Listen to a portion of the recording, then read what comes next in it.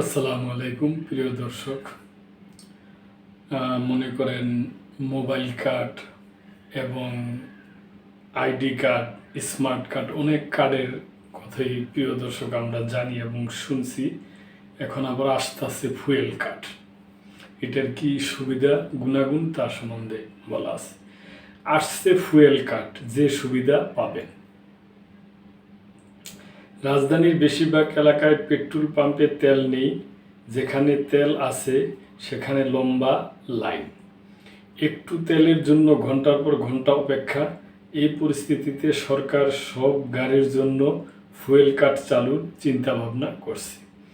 এজন্য কাজও শুরু করেছে জ্বালানি বিভাগ। ওই বিভাগের কর্মকর্তারা জানান, মধ্যপ্রাচ্য যুদ্ধ শীঘ্রই শেষ না হলে বাংলাদেশের মতো দেশকে অনেক খেসারত দিতে হবে, কারণ বিশ্ববাজারে তেলের সরবরাহ কমে আসবে এবং তেলের জন্য অনেক মূল্য দিতে হবে। সে অনুযায়ী বাংলাদেশ দাম বাড়াতে পারবে না।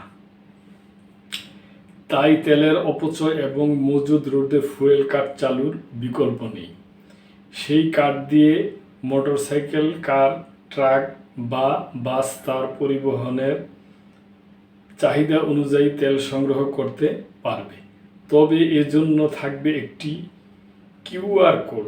সেই কোড দিয়ে নির্দিষ্ট পাম্প থেকে তেল নেওয়া যাবে, তবে এটি চালু করতে সময় লাগবে।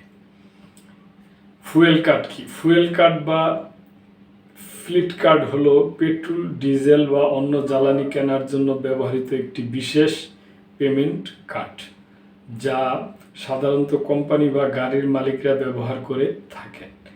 এটি ক্রেডিট বা ডেবিট কার্ডের মতো কাজ করে এবং এর মাধ্যমে জ্বালানি খরচ ট্র্যাকিং, নিয়ন্ত্রণ এবং নগদবিহীন লেনদেনের সুবিধা পাওয়া যায়।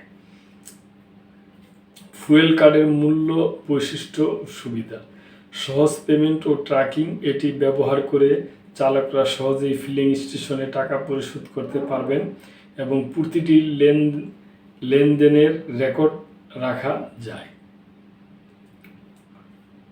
খরচ নিয়ন্ত্রণ: কোম্পানিগুলো এই কার্ডের মাধ্যমে জ্বালানি ক্রয়ের সীমা নির্ধারণ করে দিতে পারে।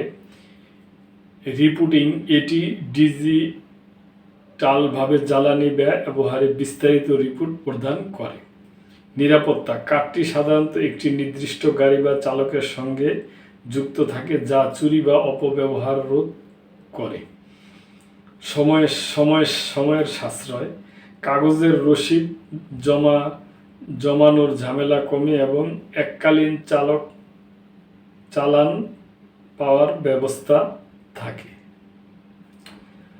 তো প্রিয় দর্শক, এখন আধুনিক যুগ, দেখা যাক কি হয়। ওনারা বলছেন যে করতে একটু সময় লাগবে, যদি হয় তাহলে ভালোই হবে। এ ব্যাপারে আপনাদের কোনো মন্তব্য থাকলে অবশ্যই করবেন এবং মেম্বারশিপ নিয়ে আমাদের পাশেই থাকবেন। আল্লাহ হাফেজ।